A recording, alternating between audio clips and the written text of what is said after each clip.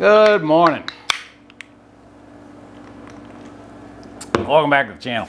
All right, so have you ever been at work and you are so unbelievably fucking hungover that you're hoping for some sort of industrial accident to just fucking end it all and make it quick, and you're trying to figure out how to fucking work through this if you're not gonna get killed, and you go over to the air compressor and you grab an air chuck and you fucking try and blast friggin' 120 psi air up in there to try and fill your lungs with some oxygen and clear the friggin' fog out of your head, and you're like, why in the fuck is my air so wet and oily?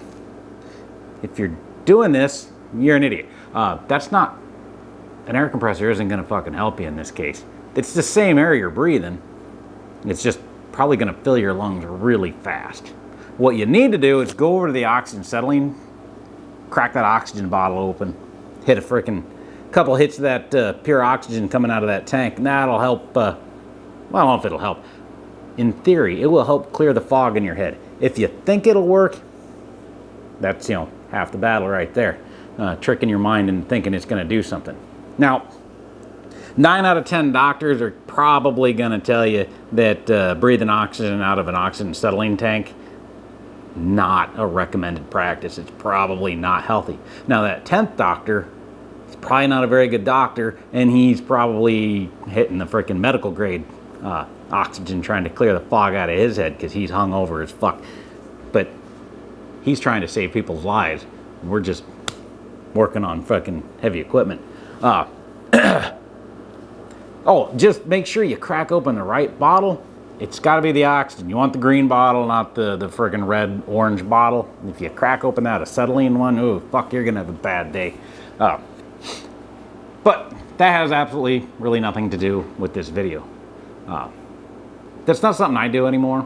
Like many years ago, I'd go into work and it was like, I almost quit my job once. I was so fucking hungover. Like, I just want to go back to bed.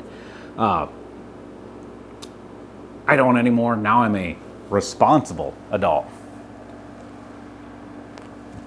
Hangovers are, believe it or not, pretty much a thing of the past. Now at work, I am a shift foreman for a maintenance shop for a trucking company. I've got a Class A commercial driver's license. I'm subject to many freaking random drug screenings, and with random drug screenings, they are also random breathalyzers. So it would not be really freaking intelligent for me to be showing up at work hungover, because if you're hungover, you're probably still freaking drunk. Now, there's probably still a fair amount of alcohol in your system, so I have to taper off my drinking long before I freaking go back to work. But anyways, nothing to do with this video at all. I just like to ramble. What this video is about, what I first mentioned, when you're sitting there with that freaking compressed air trying to breathe oxygen that's not going to help you, and it's all wet and oily. The reason why that is, the rings are probably going out on your compressor and you're getting blow by, and there's oil getting into your tank, and that's freaking getting into your airline. So maybe your compressor's wearing out. In my case, I don't have to worry about the oil because the air compressors that I have here are oilless compressors. They fucking suck. If you've got the money, never buy an oilless compressor. They're loud as shit. They take forever to freaking air up. The only thing that they have, two advantages. They're generally cheap, and if it's 15, 20 below zero outside and your compressor is out in the garage and your garage isn't heated, insulated or whatever, they will just turn on and they will build air pressure, where a lot of times a oil bath compressor, that oil is like fucking sludge in there, especially if you ain't changed it in a while, because how many people actually change the oil in their compressor? Pretty much nobody, unless you're, running a business and that's your livelihood. You just run it until that fucking engine explodes. I've popped a lot of breakers trying to get a freaking oil bath compressor to fire over because that oil is like sludge. Now, that's why you get oil in there, is you get some blow by past the freaking rings, getting into the fucking tank, whatever. The water in there is because when you compress a gas, it gets hot. It is probably going to be hotter than the walls of the tank. You wind up with condensation. That condensation builds up in the tank, it pools in the freaking bottom of it. And when you release air out of the end of that hose, it's going to pull some of that condensation. It's going to come out and you're going to have fucking wet air. You don't want wet air. It gets into your air tools. It can corrode the inside of your air tools. But most importantly, if you're going to do any sort of spraying, spray painting, if you're doing automotive work, I want to set up and do some actual airbrushing out here if I can figure out how to fucking airbrush. I think I can do it. I'm going to figure it out. But anyway, you want clean, dry air. In order to get clean, dry air, you have to have a way to remove that oil and water out of there. How the hell do you do that? Well, what you need is a fucking separator. Relatively inexpensive. I think this was 20 bucks off of Amazon. We will get this installed on my air compressor, and then we will go over it, and I will tell you exactly how this thing works and what it does. So we need to, a quick safety note. If you have an air compressor and you don't know, on the bottom of them they have a drain. Every time you use your air compressor, open that drain up, let it drain out, and just leave it open so it's open to the atmosphere, and it will remove it. Any water that's in there will drain out and evaporate. If you leave it closed all the time, it's going to build up water. It's going to build up water. It's going to rust the inside of that fucking tank. And yeah, I've seen what an air compressor does to the inside of a shop when it explodes, and it's not fucking pleasant. But let's go over to the air compressor, and we'll fucking install this thing, and we'll go over what they do.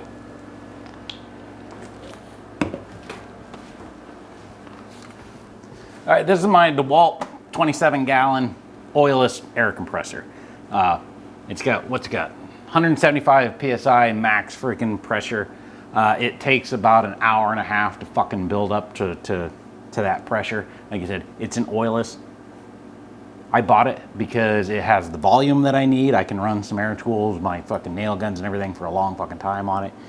And it was cheap because oilless ones are fucking cheap, but they're junk. My next one will not be a fucking oilless compressor. Install. First thing we got to do, remove our friggin' air line. And then we've got to get this chuck off of here.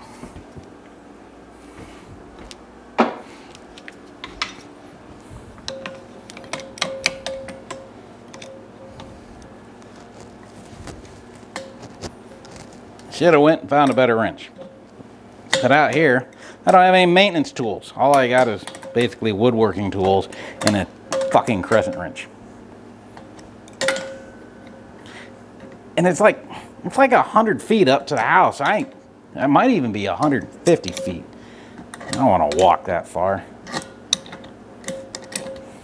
Unless you got to poop, you can just step out the door and pee.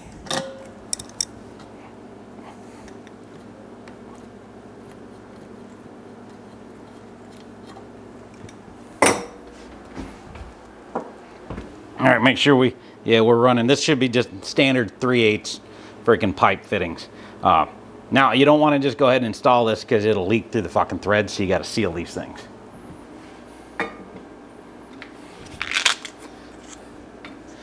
Get some thread tape. I think it's, what is it called? PFTE tape? Or PTFE tape.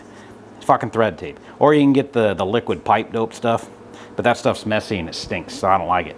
Now, you have to install it the correct way. If you don't freaking roll this on the right way, when you go to thread it in, it just freaking unspools it. So I always put it right hand, put the tape over top of my my pointer finger like that. Then I take left hand, threads on top of it like that. And then you just roll it on, and then you know you're rolling on the right freaking way. And then we go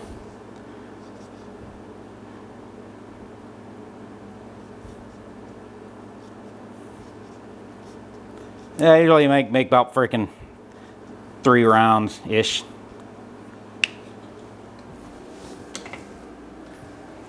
So this is going to go in this end. But if you look, it's complicated. Your air compressor is right here. The air is going to shoot that way. So it says arrow that way, so that's airflow. Plus, this is the only, if you try and screw it in here, it won't fucking work. we'll screw that in like that and get it started.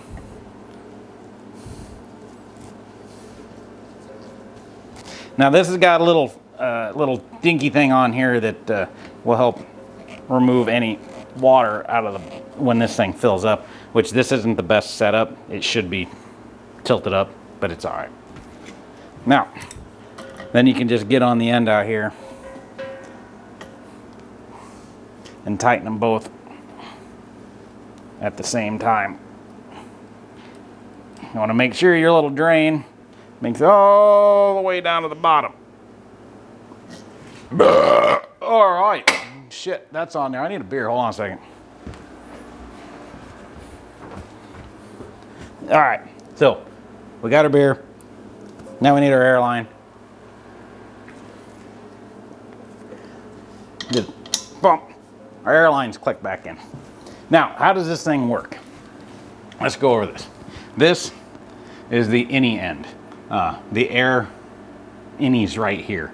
And it comes into this body right here. And it's got this filtration system in here. It removes the H and the 2 out of the H2O, and it just leaves the O. It does it through some sort of crazy dark magic that nobody quite understands. It's boggled man's mind for freaking centuries on how to remove the H and the 2 from the O.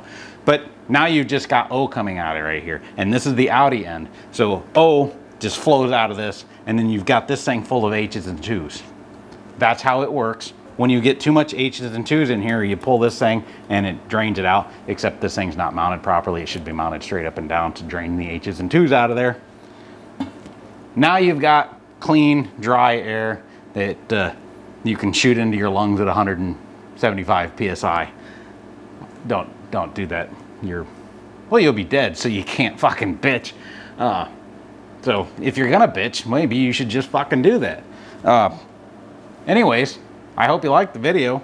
I hope you learned a lot, because don't forget dark magic, removal of H and 2's. We'll see you next time. Don't forget to subscribe, notifications. I have to get a mailing address. You guys start sending me money. Next time, bye.